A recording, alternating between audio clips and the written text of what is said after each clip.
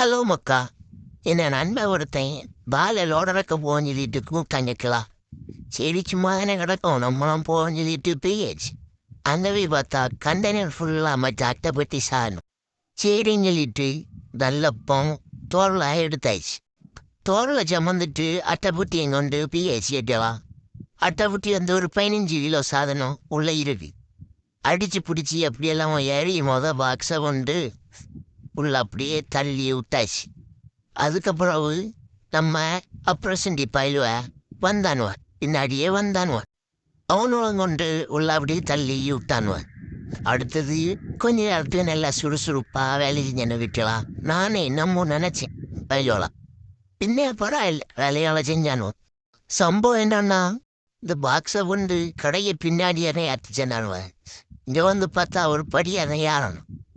படியிலையும் rivals போடவும் முன்ன உயிர் போயிடும். அதுக்கு முன்ன இங்கே நம்ம பிரசண்டிய தீயாளி அணிக்கணுவன். அவனும் வந்து போயா யாரோ இல்லையான்னு சவுண்டு போட்டு நடந்தாங்க.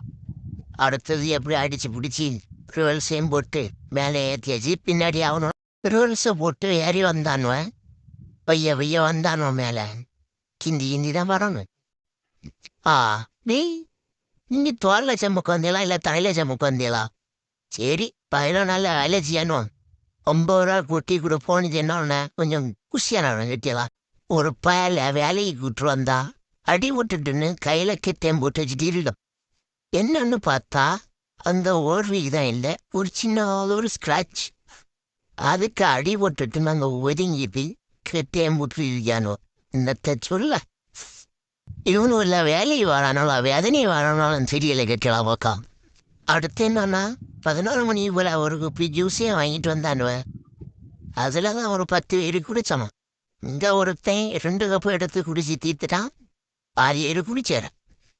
அடுத்தது அதையும் குடிச்சிட்டு வண்டியில் வந்து பார்த்தா இங்கே லோடும் படம் அப்படியே இருக்கு. தீருமா தீராதா அப்படின்னு சொல்லிட்டு இந்த பயலு எல்லாம் ரோட்டில் போகிற ஆங்கிலையும் பெண்ணோலையும் பார்த்துட்டு காஜி பிடிச்சி இருந்தானோ. அன்னைதான் நாங்கள் ஒரு மாவீரனை நேரில் கண்டோம் கிட்டலாம். ஒரு பெரிய பண்டில் வலைய அப்படியே தூக்கி கரைக்கு அடித்தான் பார்க்கணும். காலை முடக்கிட்டு அடுத்த குண்டை வச்சான். அடுத்து பல்ல வெடிக்கிட்டு எல்லாரும் சேர்ந்து இருந்த லோன் அவ்வளோத்தையும் இறக்கிட்டு ஒரு வழியா வண்டியை அனுப்பி கச்சிக்கலாம். மகாராஷ்டிராவில் வண்டி எப்படி போகிறான் பாருங்க, தண்டை நிறைய வச்சுட்டு. அடுத்தது இவனு தான் நம்ம பிரசண்டி பாயில் இருக்கலாம். ஒருத்தனை பனியன் பூச்சி எங்கே அழுதுட்டு இருக்கலாம்.